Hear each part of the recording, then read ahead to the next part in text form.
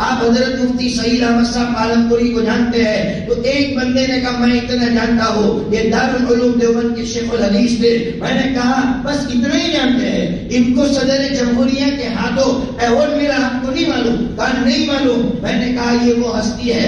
پھر میں نے ان کا بیک گراؤنڈ بتایا، پس منظر بتایا کہ وہ کس طرح اتنے بلند مقام تک پہنچے۔ خود حضرت مفتی سعید احمد صاحب نور اللہ مرقدوں کی زبان میں سنا ہے، حضرت فرماتے ہیں میں سہارنپور میں پڑھتا تھا، سہارنپور میں 4 سال میں نے سائیکل میں گزارے، سائیکل لے کر صبح میں شام تک گھومتا، عصر کے بعد چھٹی ہوتی، سائیکل لے کر گھومتا، کوئی محنت نہیں، کوئی شعور نہیں، کوئی احساس نہیں کہ ماں باپ نے پڑھنے کے لیے بھیجا ہے۔ فرماتے ہیں بیمار ہوا، ٹائیفائڈ ہو گیا، میرے دوست نے لیٹر لکھا میرے والد کو، تمہارا بچہ بیمار ہے، ٹائیفائڈ ہو گیا، لے جائیے۔ والد آئے، یوسف بھائی نور اللہ مرقدہ آئے، اپنے بیٹے کو لے گئے۔ حضرت فرماتے ہیں میں تو بیمار تھا، ٹائیفائڈ میں پڑا ہوا تھا بستر پہ، میرے والد میری دادی کے پاس آئے اور کہنے لگے اماں میں اس بچے کو اب نہیں پڑھا سکتا ہوں۔ تو اماں نے کہا کیوں بیٹا؟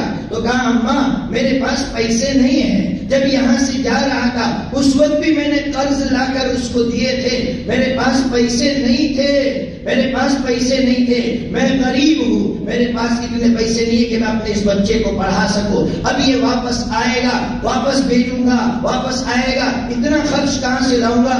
حضرت مفتی صاحب فرماتے ہیں میں بیمار تھا، ٹائیفائڈ تھا، لیکن میرا دل ہل گیا، میرا دل ہل گیا، چوٹ لگ گئی، چوٹ لگ گئی کہ باپ کی قربانی کا احساس مجھے نہیں ہے کہ میرا باپ مجھے کس طرح پڑھا رہا ہے، میرا باپ مجھے کس طرح آگے بڑھا رہا ہے۔ حضرت مفتی صاحب فرماتے ہیں ٹائیفائڈ تھا، پھر بھی صبح 4 بجے اٹھتا ہوں، میری والدہ سے میں نے کہا اماں میرا سامان پیک کرو، پاگل ہو گئے ہیں، ٹائیفائڈ ہوا ہے اور تو کہاں جانا چاہتا ہے؟ مدرسہ جانا چاہتا ہو۔ ماں نے کچھ نہیں کہا، جب ضد کی ماں نے سامان پیک کیا، ٹھنڈی کا زمانہ، کڑاکے کی ٹھنڈی، والد سوئے ہوئے لحاف اوڑھ کر، سب سن رہے ہیں کیا ہو رہا ہے، سب دیکھ رہے ہیں۔ اس لیے نوجوانوں سے ایک جملہ کہتا ہوں، ماں محبت کا اظہار کرتی ہے، باپ محبت کا اظہار نہیں کرتا۔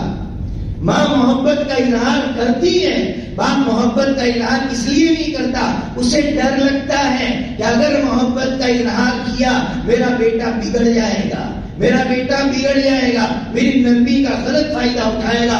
والد سب دیکھ رہے تھے کیا ہو رہا ہے۔ فرماتے ہیں فجر کی نماز کے بعد میں والد کے پاس گیا، ابا میں مدرسہ جانا چاہتا ہوں۔ ابا نے کچھ نہیں کہا، دل پر پتھر رکھا، ہاتھ نکالا لحاف میں سے، ملاقات کی اور کہا جاؤ۔ حضرت فرماتے ہیں میری والدہ نے اس وقت مجھے 150 روپئے دیے، جبکہ سہارنپور آنے جانے کا خرچ تقریباً 20 روپیہ ہوتا تھا۔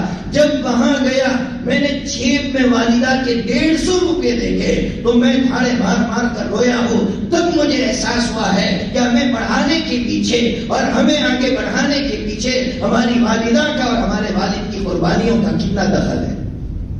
نوجوانوں بھول گئے اپنے ماں باپ کی قربانیوں کو، کبھی سوچتے نہیں ہیں کہ میرے باپ نے مجھے یہ پیسے دیے ہیں، آج آپ کی ماں شادی کے وقت آپ کو رخصت کرے گی، آپ کے سر پہ ہاتھ رکھے گی، اس لیے کہ یہ بیٹا شادی کے بعد بھی ہمارا سہارا بن کر رہے گا۔ آج ہماری حالت یہ ہے کہ آج ہمارا باپ ہماری شادی کے بعد نیچے اس لیے بیٹھا رہتا ہے کہ گھر میں بہو جگہ نہیں دیتی، گھر میں بہت جگہ نہیں دیتی، اس لیے میرا باپ نیچے بیٹھا ہے، کسی کے ساتھ وقت گزاری کر رہا ہے، صرف اس لیے کہ اسے گھر میں جگہ نہیں مل رہی ہے۔ کیا تیرا شعور مر چکا ہے؟ کیا تیرا دل مر چکا ہے کہ تیرا باپ آج اب ایک ایسی جگہ پر بیٹھ کر وقت گزاری کر رہا ہے؟ اس لیے نوجوانوں ماں باپ کو سمجھو، ماں باپ کے تجربوں کو سمجھو، ماں باپ کی قربانیوں کو سمجھو۔